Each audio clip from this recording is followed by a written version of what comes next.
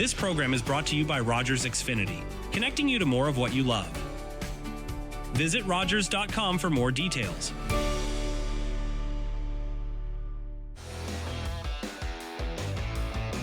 And welcome everyone, RTV Sports Rap back again. Full house today for what feels like for the first time in forever. Spencer Byers alongside me, Manny Pava, JC Coots, Adrian Musso, Mark McKelvey, Michael Harris, and I think I got everybody. Hope I got everybody because I may not say Manny Pava. Manny Pava's here as well because again, full house, first time in what feels like forever. I think Lucas Ireland's the only regular contributor not here tonight.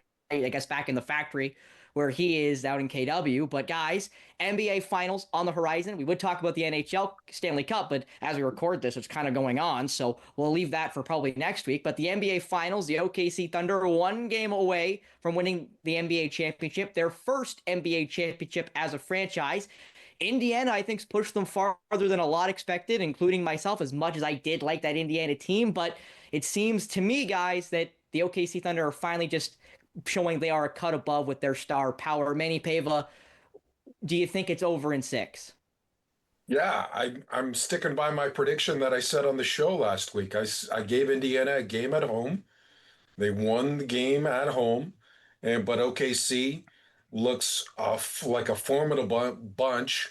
I love that Jay Williams, Jay Will as they call him, J Dub, has really picked up the second scoring slack behind SGA.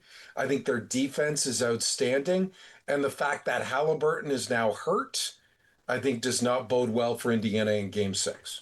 Yeah, he did not make a field goal in the most recent loss for Indiana. Mark McKelvey, looking at Game 6, do you think it's OKC's game to lose? I mean, I don't really think Indiana's going to have enough left in the tank here to extend this series at all. As Manny just alluded to, I think the Halliburton injury is just kind of one of those things where it's like, all right, it was a good run. This is as far as we were going to go. If he's miraculously somehow, what they say, going for an MRI, I mean, looks like it's just over for me for the Pacers. But they were hanging in that game in game number 5. I mean, more than hanging in it, right? And to not be able to come up with some, clutch as they have in the fourth quarter throughout the rest of the NBA playoffs. Like, to me, that was just kind of the candle. It's gone. It's burnt out. Obviously, they've been the comeback kings throughout this entire playoff. Michael Harris, do you see any more magic left in the bottle? I don't, but it does clear the way for Pascal Siakam to be the Finals MVP if he can find some magic and bring them back. Kind of takes Halliburton out of the mix. But as kind of the common theme going around here is the Pacers gave them a good run, gave them a good push, but the Thunder are just too good. It seemed almost just like an anointment, right? You see the season that Shea had, an MVP season, cap it off with a championship and maybe a finals MVP too. Just almost too storybook not to occur. It will sadly look like it'll be in Indiana. They'll be crowned champions, not in OKC, but in Indiana. But of course, they'll get the chance to fly home and get the parade down in Oklahoma City. Adrian, I know how much you love the NBA. Is it OKC's finals to lose now?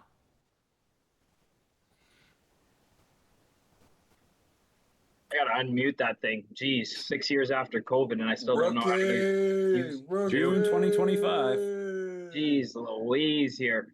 Everybody's like every week now. crowning a champion. We play the games. You gotta play the games. And you're going back to Indiana. You got the champion Pascal Siakam. He's already won it before. He's gonna put the team on his back and drag them all the way back to Oklahoma City. And then anything can happen in Game 7. Everybody's already crowning champions. I think that, yes, Tyrese Halliburton being out, only scoring 4 points, 0 for 6 from field goal last game. You know what, though? It's okay. Everybody's going to slot in. Everybody's going to play their game in front of their home crowd. Everybody's forgetting. Caitlin Clark's in the building for Game 6. She's undefeated as a fan. For the Pacers. Can she play? Can she play for them? Can they sign her? I wish they could sign her. Did you see her 3-point percentage last game? She just stepped up to the logo and just kept draining threes. I mean, if you can shoot, you can shoot. Sign her up right now. She can take Tyrese's spot in the lineup for all I care. They need her. Need the spacing. JC, will end with you. OKC, I'll say we've all basically crowned him Bud Adrian, the contrarian himself. So JC, are you on the OKC bandwagon still? Hey, I mean, I love a good underdog story and would love to see this go 7. I actually ended up flipping the game on in the late stages on Monday night because a buddy texted and said, "Hey, this is a 3-point game right now. This could end pretty close." And then, of course, by the time I flipped over, you saw the NBA's best defensive team just put on an absolute clinic. I think they ended up winning by 11. I mean, OKC's been unbelievable. Shai Gilgeous-Alexander right now has 15 games with 30 or more points, ties Kobe Bryant, and only 2 guys have had one more game with that many points in a playoff run. And that's 2 pretty big names in Akeem Olajuwon and Michael Jordan. So, I mean, he's very quickly establishing himself as one of the best, if not the best, in the NBA. And it's kind of cool to see it unfold in real time in a series like this. Now, we all know, though, this will be the first championship for the Thunder, and it's always the hardest to win that clinching game. So, I don't know. I'd love to see this go the distance because it has been a Cinderella story for the Pacers already in this series. That injury, it's obviously going to not help them. I kind of second the idea that maybe Caitlin Clark can step in. That would be amazing. But otherwise, it looks to be all but certainly over. But I think NBA fans would love to see this go at least one more. 71 points in game 5. 71 points in game 5 for 2 players. You shut one of those guys down, you're winning the game. That's all they have to do. Shut down J. Will or Shai Gilgeous-Alexander. Make it double teams when you have the chance. Shut down those 2, you'll win the game. Well, my question would be then let Chet Holmgren score 30 because he easily could, and I bet you would if you had doubled 9 points Shai last or game. J. 9 Will. points last game. That doesn't matter. He's a Band-Aid. He's 7'1", 160 You're right. He is a Band-Aid, but when he's healthy, Adrian, he's one of the best forwards in basketball, especially defensively, because he's so good, and he's healthy right now. And fun fact, Adrian, because I believe, Michael, you mentioned this last week or week before about the 3-point epidemic in the NBA, where everybody's shooting league-high threes, if it's 30 or 40 a game plus. Shai shoots, on average, like 3 or 4 a game, which is pretty low to a star standard. Like Luka shoots well more than that.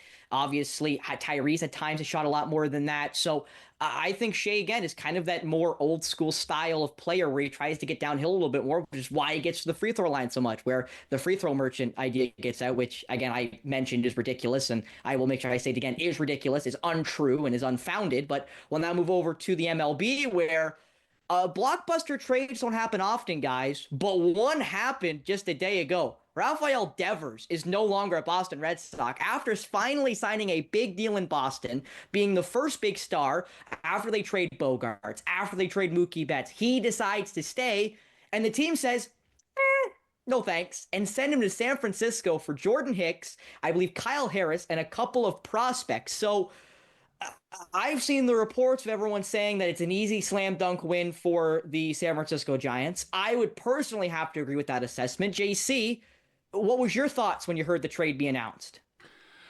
Well, they couldn't keep him. I mean, it's the highest guy paid on your team, and he won't take one for the team. Like, he won't accept an assignment of playing, I think it was third base first, and they asked him to play first base, and he's like, no. It's like, really? You're the highest paid guy here. This is what you're supposed to do. But he showed that he's not a leader, and unfortunately, when you get a player like that, their trade value automatically goes through the floor. And unfortunately, that's what happened for the Red Sox here. They had to make a move. They had to get rid of this guy. And there's even rumors coming out today that they were trying to bring up a kid from AAA and asking him if he would play first. And Devers was in his ear going, yeah, you don't want to listen to that. It's like, if that is true, it's no wonder that this trade had to be made. But apparently he shows up in San Francisco and goes, yeah, where do you want me to play? So it's a complete changeover in his attitude. I don't know. I mean, it's great for the Giants. They acquire a guy that could really help them. And I've got tickets to all 3 games between the Jays and the Giants coming up in July. So we're already working on our signs and our jeers for Devers when he's playing, wherever he's playing in that game. But it's something that had to be done. And unfortunately for the Red Sox, he had no trade value. And so what they get back is I don't know if it's going to be helpful or not in the future, but we'll have to wait and see.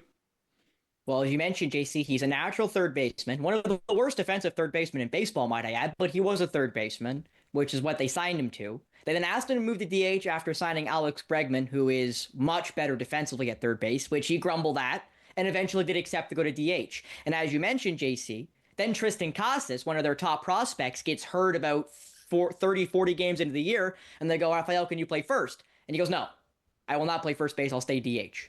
And then, as you mentioned, that's kind of led the domino effect of him being moved. And there was no retained salary on Boston's end. So San Francisco owes him over the next 8 years $254 million. So now I'll go to you, Manny Pava.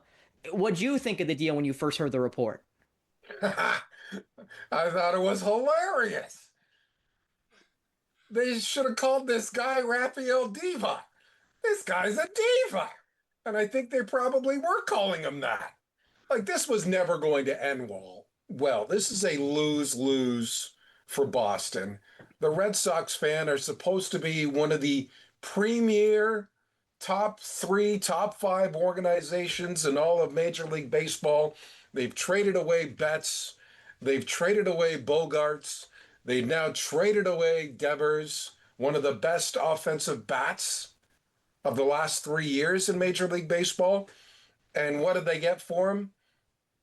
Maybe you hope a couple of those prospects pan out because, well, you Jays fans, JC knows that's why he's losing hair. Jordan Hicks is hit and miss.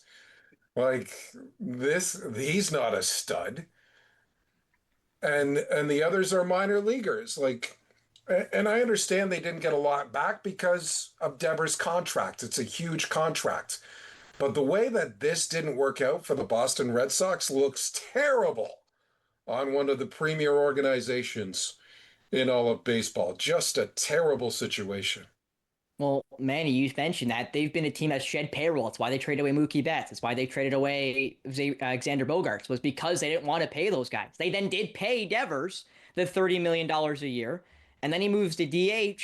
And I guess then the realization is, well, are we really going to pay a DH $30 million to play baseball when we cut Bogaerts and cut loose Betts for those exact reasons of not wanting to pay them? And they are much better players defensively and arguably offensively than Rafael Devers. Not to say that Devers, again, is not a spectacular bat, which he is and has been and will be in San Francisco at, I think, only 28. He's still got lots of great baseball ahead of him.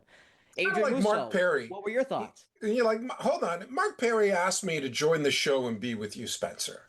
Right? Like, I'm a team guy. I don't complain when they ask me to change my position. Not once, but not twice. Hey, I'm a team guy, and I'm willing to join and not grumble, at least not in front of you, Spencer. I sometimes talk to JC, Michael, Mark, and Adrian after the fact to complain. However, I'm not a cancer in the clubhouse. You want me to be DH? I'll be DH. You want me to play first? I'll play first. You want me to hang out with Spencer in that awful Celtics jersey? I don't like it, but I'll do it for the team. And that's what Rafael Diva didn't do. Well, man, I didn't know if I had that kind of power. I'd put you on left bench. But now I'll go to you, Adrian. Kind of what was your thoughts when you saw the release of the trade? Shocked at first for sure. But then I get to thinking, like, what's the next big deal that's coming? Because it's usually a snowball effect. So, and I look to my Tigers and struggling as of late, playing 500 baseball. They got off to that healthy start. They're still 20 games best above 500 and first in the MLB. But they need to do something if it's to shore up that bullpen that's caused them a few games as of late. Maybe they go out and get a stud on the bullpen or in the bullpen. Maybe it's Paul Skeens. I don't know how he's managing life in Pittsburgh right now, but the way that he's been pitching and not getting results is kind of incredible after he won Rookie of the Year last year. So what's going to be the next trade? I don't know, but it'll be interesting to see because I don't think it's going to be a month away. I think it'll be within the next few weeks. Yeah, other teams I think are going to start trying to make moves, as you mentioned, because San Francisco making that deal, and other teams are going to see premier hitters and/or pitchers on the market as teams kind of figure out where they are. Michael, I heard the Blue Jays were involved in talks for Devers. Obviously, no deal in place, and he goes to San Francisco. What was your reaction to seeing Rafael Devers going to San Francisco? Well, I'll tell you, I'm sure glad the Blue Jays did not get him. Like, as Manny's pointed out, the diva attitude, you don't need that. And then to go, so when I heard the deal, I thought, well, that's Boston has really screwed this up. They had to know, asking him to switch positions, like if they didn't know their player well enough that that was going to sort of anger him and put him off completely, their star player with that big contract, then that's on them for not understanding how to manage that personality. And so maybe they made the decision, or they knew who he was, they knew how it was going to blow up and it was going to end in this, it was worth it anyway. I don't know, but I'm sure glad he didn't end up in Toronto. They don't need someone that can, bring a dressing room down. But to go then to San Francisco and say, I'm here to play wherever they want me to play, to kind of back off of what caused him his angst in Boston. I just can't understand that. And I think in the end, Boston might, who knows who they got back. Prospects in baseball are the most frustrating thing to try to predict. Like, that has to be of any sport, predicting a baseball prospect. So who knows? But I think Boston just made a decision. We need to get out from under this and move on and try and go whatever direction we're going to go. So they just cut bait and let's move on.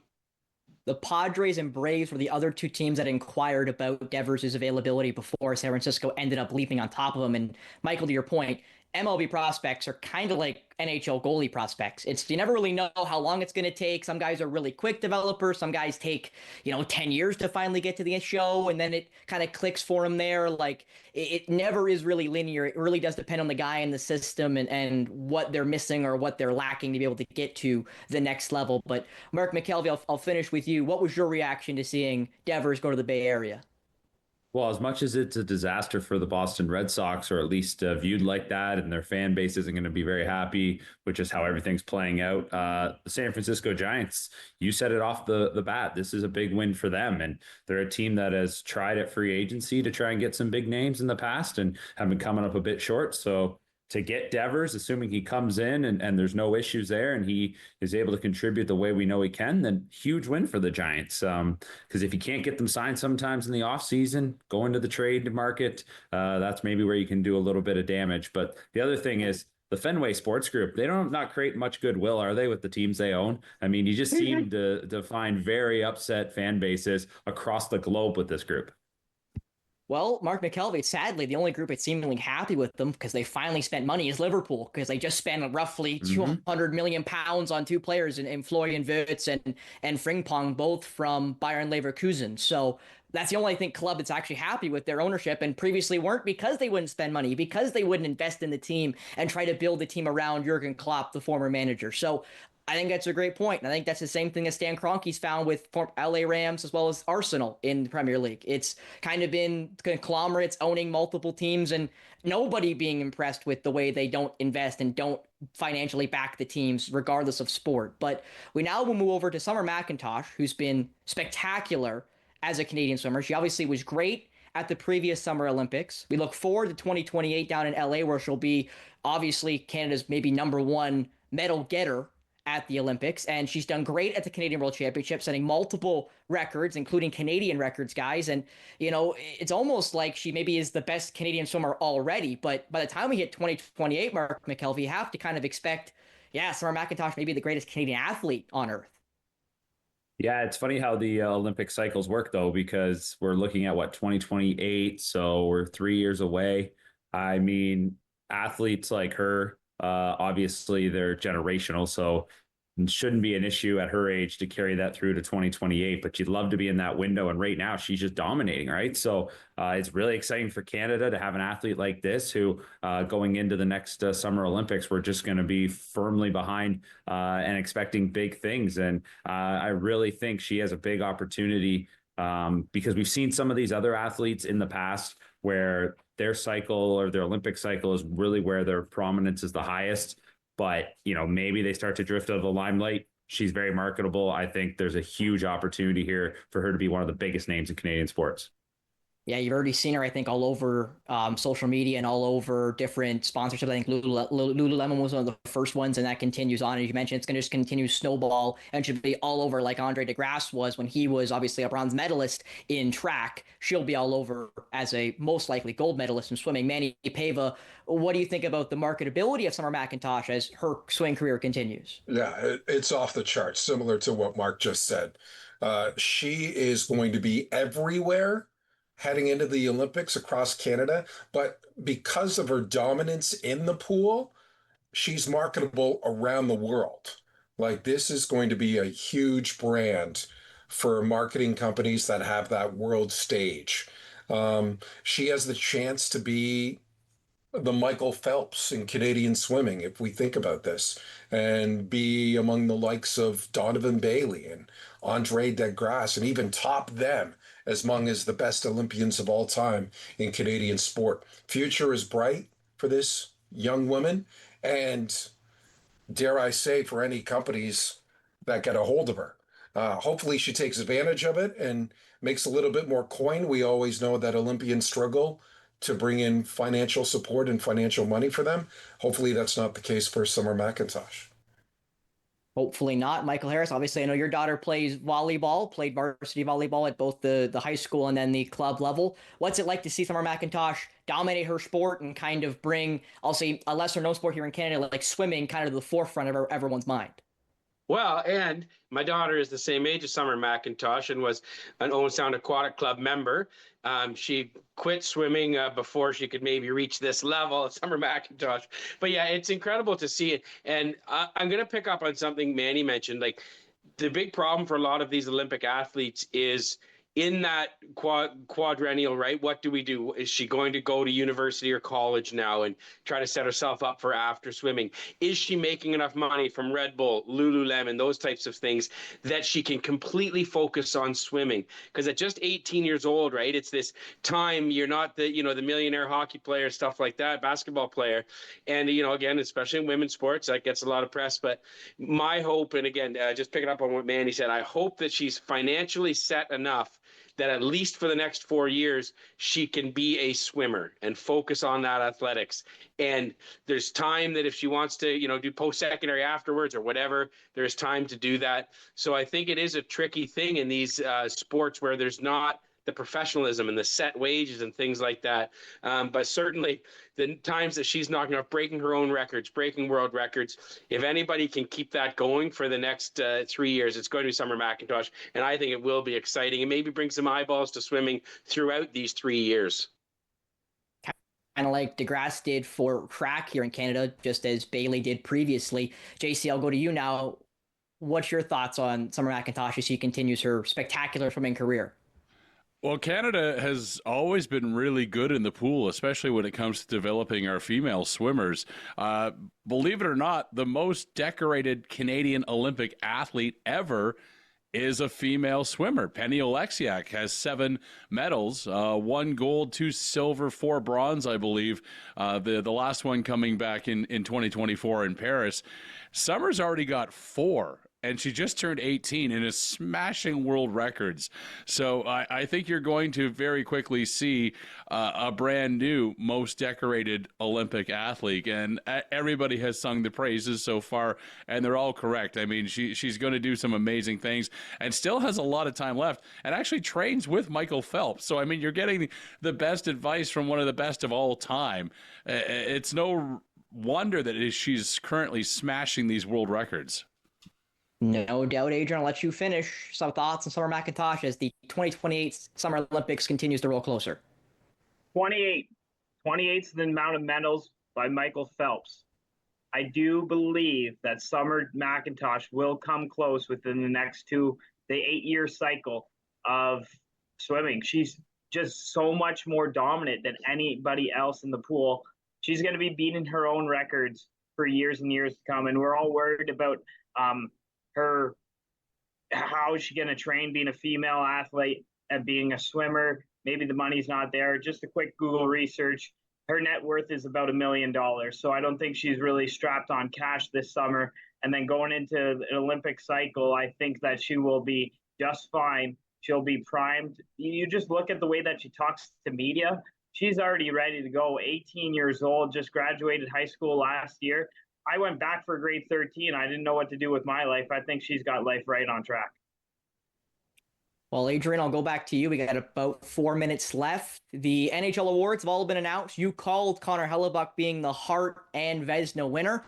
Were there any surprises to you, or is there any player you think should have won or was up for an award that you think they could have won between the Hart, the Norris, the Selke, etc.? No, I think it all came out to exactly what we were thinking or somewhat thinking.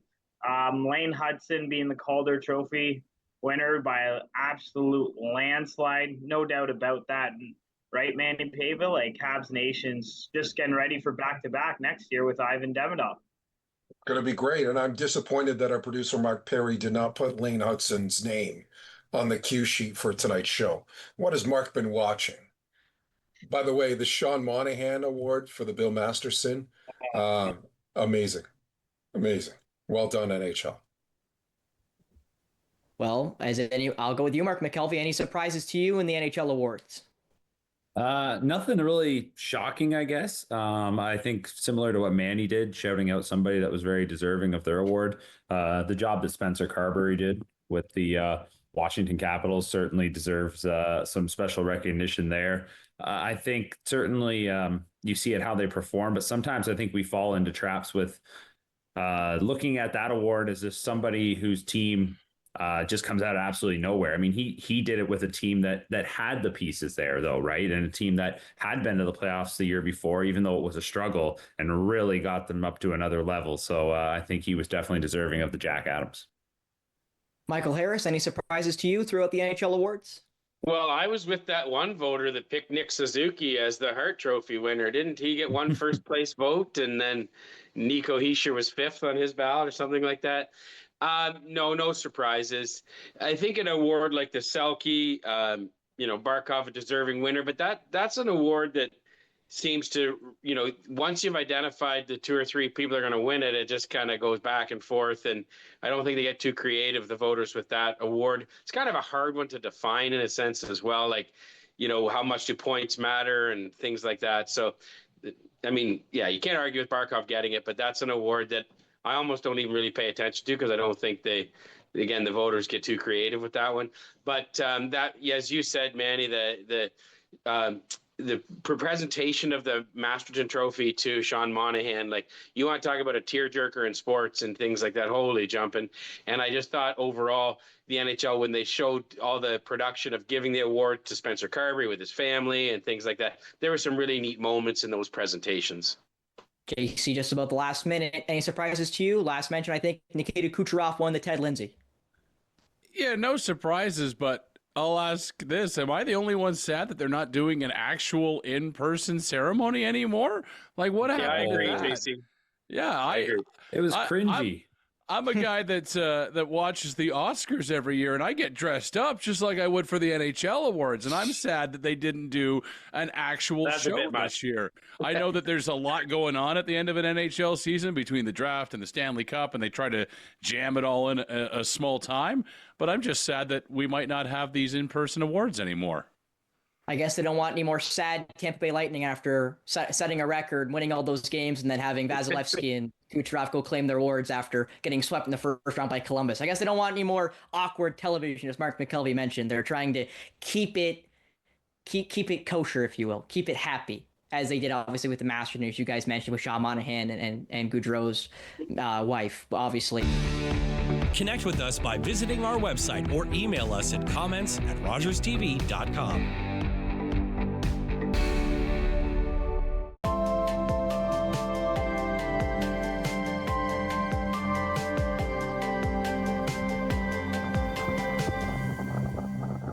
Public transit, garbage pickup, parks and recreation programs, snow removal on your street. How can you stay informed about these and other important local services? Tune to City Council coverage on Rogers TV. See your community leaders at work on Rogers TV City Council coverage. We ain't gonna kill every last one of you. I've been all over this world. With all the things that I've seen, I ain't ever seen no magic.